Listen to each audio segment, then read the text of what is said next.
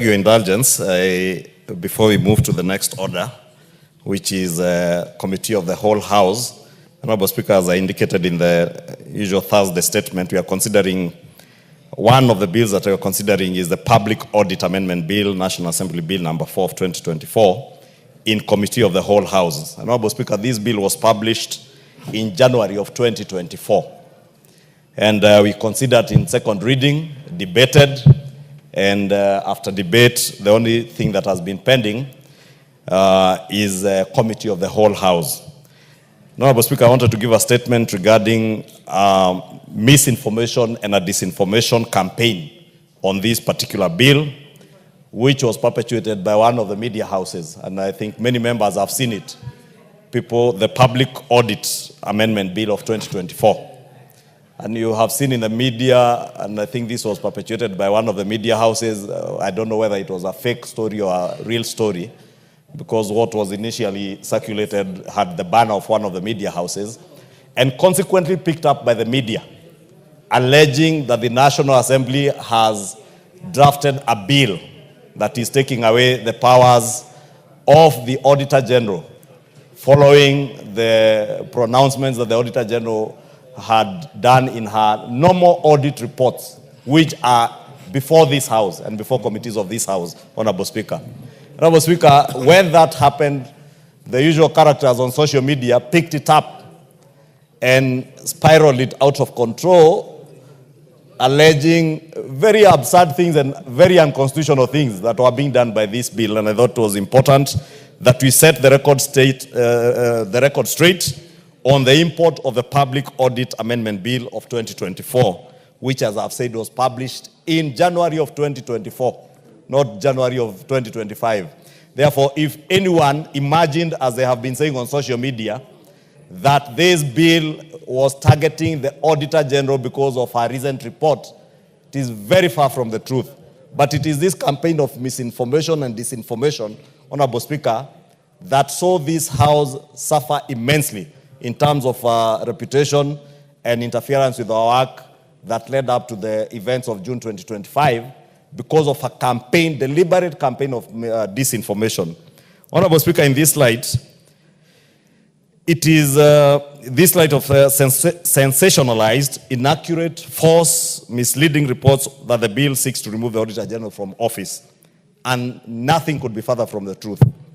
Honorable Speaker, the Office of the Auditor General, as we all know, is an independent constitutional office whose tenure and independence is well protected in our Constitution under Article 229 of our Constitution. And that is why, even in my response on Twitter or on X, I told them there are certain unconstitutional things anyone cannot even fathom that can be done through an act of parliament like this.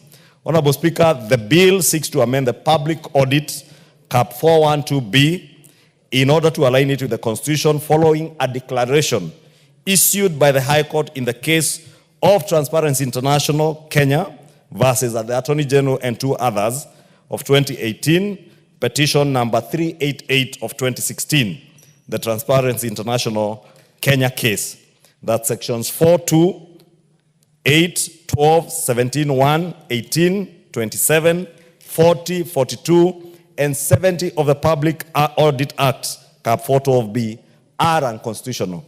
And that is a court that ruled that. And therefore, all that this bill sought to do is to align, or rather to correct the unconstitutionality of what was found to have been unconstitutional in the bill that had been passed earlier in 2016, in the last parliament. In the Transparency International case, Transparency International TI Kenya, the petitioner filed a petition against the Attorney General and the Auditor General and the Africa Center for Open Governance, AFRICOG, as first and second interested parties, respectively.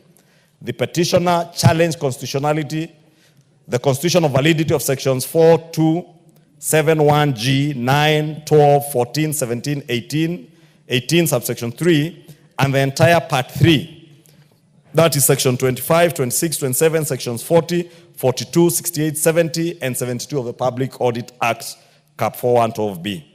Justice Chacha Mwita held that sections 4.2, 8, 12, 17.1, 18, 27, 40, 42, and 70 of the Public Audit Act, Cap 412B, were inconsistent with and in contravention of the Constitution and were invalid. Honorable Speaker, this is the reason why we had this bill, so that we could align the Public Audit Act to the High Court declarations. I have looked at the Departmental Committee on Finance and National Planning's report that was tabled and its proposed amendments to the bill, and I have not seen anywhere of a proposal to remove the Auditor General as head of the National Audit Office. In any case, when the Auditor General, Honorable Speaker, appeared before the committee and she made representations before the Finance and National Planning Committee, she never indicated that the bill sought to remove her from her office. The committee report is publicly available and on the parliamentary website. And again, in my ex-post, I did indicate so that Kenyans may be appraised of accurate information regarding the business, either before the House or that is speculated to be before the House. Because I have also seen others speculating that there are bills touching on border borders in the National Assembly. And the bill that was proposed about border borders was proposed by the Senator for Kakamega in the Senate as a private member's bill. Honorable Speaker, it is my plea that in reporting business that is before the House, and it's my plea to our very good journalists in the Fourth Estate, when you are reporting business before the House, please report accurately, maintain the highest levels of journalism standards with accuracy, and refrain from having sensational stories that are only geared towards inciting members of the public or selling your otherwise slow-moving newspapers. Honorable Speaker, I want to end my statement there, but again, to appeal to everybody, including Kenyans, and inform them that any business that is before this House, whether it is a motion, whether it is a bill, it is publicly available on our website. And that bill on the website, at the back of each bill, it has the objects or the reasoning behind the bill. So you do not need any journalist or anybody on social media to interpret things for you. Just read. And I believe our drafters, both in the National Assembly, in Senate, in the Attorney General's office, use very plain and simple language for any Kenyan to be able to read and understand. And I believe also, Honorable Speaker, I have seen some platforms where our bills are being translated in Swahili for those who are not able to read them in English. And therefore, there is no reason why people should be circulating false, inaccurate, misleading, and insightful statements purporting that anybody wants to remove the Auditor General. And I say that with immense respect to the Auditor General and the Office of the Comptroller of Budget, Honorable Speaker. As much as I saw yesterday, MCAs from Nairobi are now demonstrating outside the office of the Comptroller General, Comptroller of the Budget. And Honorable Speaker, if I could also, in closing, implore on these independent offices, Honorable Speaker, when I saw what the MCAs for Nairobi County were doing, it is something I know, and you know, I am the last person to speak for governors, Honorable Speaker. But the Office of the Comptroller of Budget needs to style up. Ask any governor in this country, they have to go through hell to get their monies approved for use in their counties by the Office of the Comptroller of Budget. And many will tell you, without parting with money, without paying bribes to officers in that office, governors never get justice. And I say this, Honorable Speaker, because the other houses are the ones who should be speaking about this issue. But because I saw it in the media that MCAs now have taken it upon themselves, the MCAs from Nairobi County, to go and demonstrate or seek for justice, especially around money that should be going to their constituents in their wards, and they can't get approvals, Honorable Speaker. And it's not just Nairobi County. Across the country, governors and county governments are suffering because of inefficiencies and corruption in the Office of the Comptroller of Budget. But because they're independent offices, They imagine if anyone speaks about them, the whole world will come crumbling down, saying, oh, you're attacking independent offices. Their independence can never go without being checked, and it is only Parliament that can check these independent offices, and even the office of the Auditor General, Honorable Speaker. The Auditor General reports to Parliament.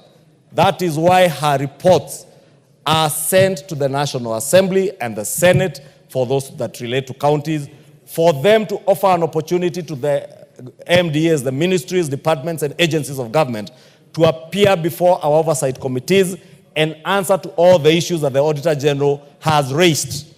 And therefore, when again people pick sensational issues that are in the Auditor General's report without paying any attention to the responses by the management of the MDAs, Honorable Speaker, then we run the risk of sensationalizing everything about the running of public offices in this country.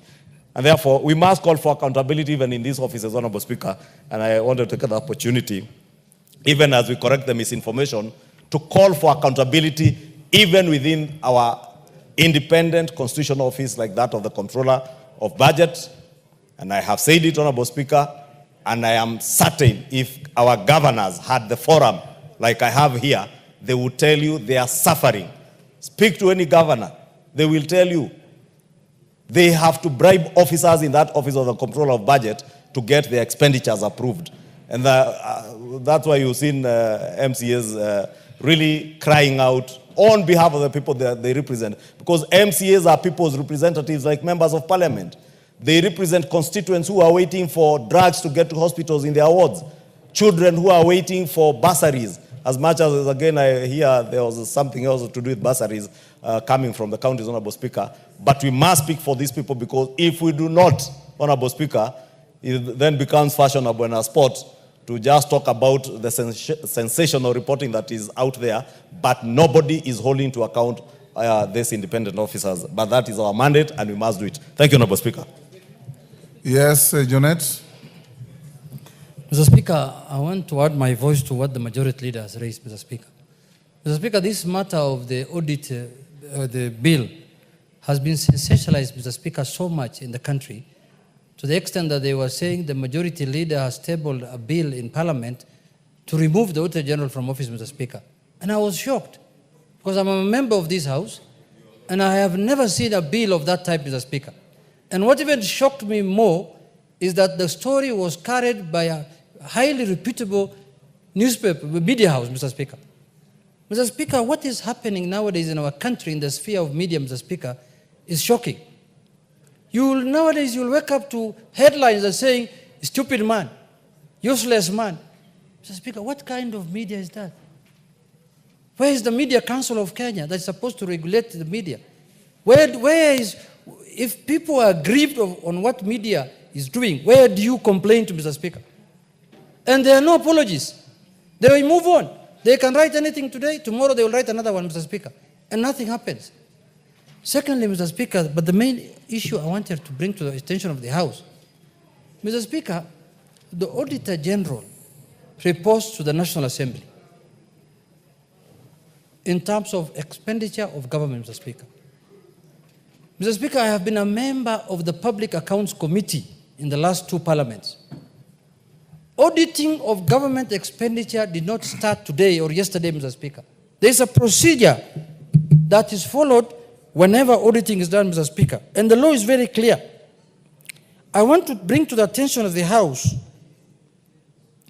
that Article 226 of the Constitution, as read with the Public Audit Act 412B, Mr. Speaker, provides for the procedure of auditing, Mr. Speaker, which requires that the Auditor General engages the public servants who are in the public offices, audits them, and reports to Parliament.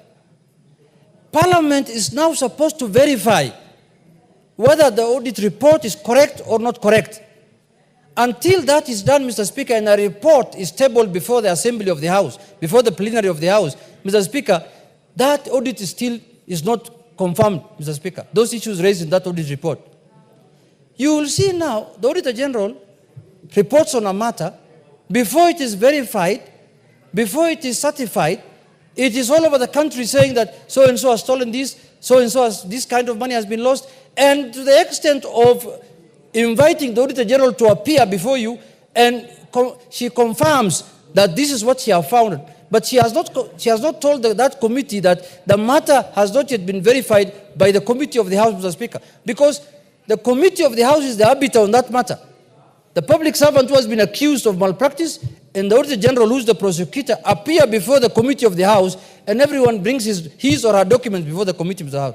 Unless we have changed our rules, unless we have changed our laws on auditing, Mr. Speaker, that is the position as far as I'm concerned.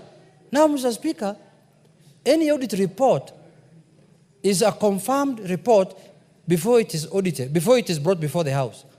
Mr. Speaker, that culture will lead to anarchy. That culture will lead to people's names being destroyed, Mr. Speaker, without any recourse. Mr. Speaker, why the civil servants are being given an opportunity to explain what the Auditor General has reported is because they might have been delaying submission of documents. There have been misinformation, could have been misinformation, they could have been misreporting. All that needs to be looked at. But if the Auditor General's word is final, then why report to Parliament then? Why can't the auditor do the report and publish it, and that should be the end of the story? That is not what the law says. And we must be people who are guided by the Constitution and the law. Secondly, Mr. Speaker, Kenyans nowadays are asking themselves whether these independent offices that they gave themselves unto through the new Constitution is really serving them. Look at the controller of budget, Mr. Speaker. County government, you know, the controller of budget, Mr. Speaker, is supposed to check whether the expenditures that are being incurred by the county government and the national government are in tandem with the budget that has been approved by Parliament, period. But now, every county government must seek the approval of the controller of budget for any expenditure. If they want to build a dam, he must go to the controller of budget and ask her, can I build this dam or not? Then there is a lot of corruption. The other day, the controller of budget reported that the government, the national government, spent 1.3 trillion manual without passing through our office, Mr. Speaker. And he said that money was supposed to be spent electronically. Mr. Speaker, who is this mad person who knows that Parliament is going to audit them, Parliament is going to hold them accountable, and you can spend public funds which are not budgeted for? Mr. Speaker, the corruption in the controller of budget office must end. Devolution is suffering. Governors are suffering. Governors are unable to perform. Governors cannot access the monies that have been appropriated for them, Mr. Speaker, because of the office of the controller of budget, Mr. Speaker. And it has been the norm. And the controller of budget has refused to take any action. She has been summoned to the Senate. She has been summoned to the National Assembly. Governors have gone to see her. The Council of Governors have gone to plead with her that devolution is suffering. There is corruption in her. For every approval, you must part with something. Governors are saying openly everywhere that for us to get approval from the Controller of Budget's office, we must give some money. Mr. Speaker, under this era, where the country is facing problems and devolution is almost on its deathbed, but money has been given and the Controller of Budget is stifling it, Mr. Speaker, it is up to this House now to rise to the occasion and take action. With those few remarks, Mr. Speaker, I conclude. David, Speaker. Thank you, Honorable Speaker. I just want to take 2 minutes. Yes, I'll take 2 minutes. I just want to follow up on the issue that has been said by the majority leader and the minority leader in regards to the media. We can see that there is indiscipline in the fourth estate, and we have allowed that indiscipline because there are no consequences for misreporting and misinformation at all. We must begin to put pressure on them. One, if those who are within the Bunge grounds, who are accredited to report here in Bunge, misreport, then the accreditation must be taken. And not just the individual accreditation, that of their media house. It's as simple as that. Because they owe us a duty to report accurately, and that's why we allow them access to be here. But they cannot be here and continue to misreport. Also, we must ensure that there is legal consequences. Every time they misreport, if they misreport the Auditor General should sue them. If they misreport Parliament, we should be able to sue those media houses until they begin to know that we are not going to allow it. Or else, if we continue this way, the media houses will be in charge of destroying institutions, destroying individuals, and writing whatever we want. We cannot allow that. We must also make sure that we keep saying, no matter how many times, sending our complaints to the Media Council. And if the Media Council doesn't take action, then we can take them to account. Thank you, Honorable Speaker. Yes, Makale Mulu, 2 minutes. Yeah, thank you very much, Honorable Speaker. Honorable Speaker, I just want to be very brief, and I want to talk about the issue of the media and the House. While I hear my colleagues saying it should be the work of this House trying to tell the media not to report, I see it different, Honorable Speaker. Because we are the initiators of the bills, most of the bills come from the government side, others come from the members. Why don't we have a communication strategy whereby either the owner of the bill or the Parliament do in a very simplified manner communicate the objects of the bill? Because commenting on this issue of the audit bill, Honorable Speaker, procedurally, and you know it, Speaker, budget issues relating to the Auditor General come to the Budget Committee. And this is basically because the Auditor General should be an annex of this House. The work of the Auditor General is to help this House do proper oversight because they give us information. So that being the case, Honorable Speaker, I don't know at what point we decided that this bill should be looked at by the Finance Committee, which normally looks at issues of Treasury. Because from where I say, I might be misinformed, I'm not a lawyer, but I thought procedurally, we have, as a House, we have actually guarded. We have more, as a House, we have made sure that we don't expose the Auditor General to the interaction with the Treasury. And I think that is good for democracy and for purposes of our oversight role as House, Honorable Speaker. So even as we discuss this audit bill, for me, I think that the gap has always been because we might have not, as a House, communicated effectively what are the objectives of this bill. And I think the majority leader should have taken a bit of time to do that so that we don't allow Kenyans out there to comment on a bill which they don't understand. I submit, Honorable Speaker. Thank you. But Makale Mulu, and the objects of the bill in the bill itself. Yes, Kimani. Thank you, Honorable Speaker. Honorable Speaker, misinformation starts with errors.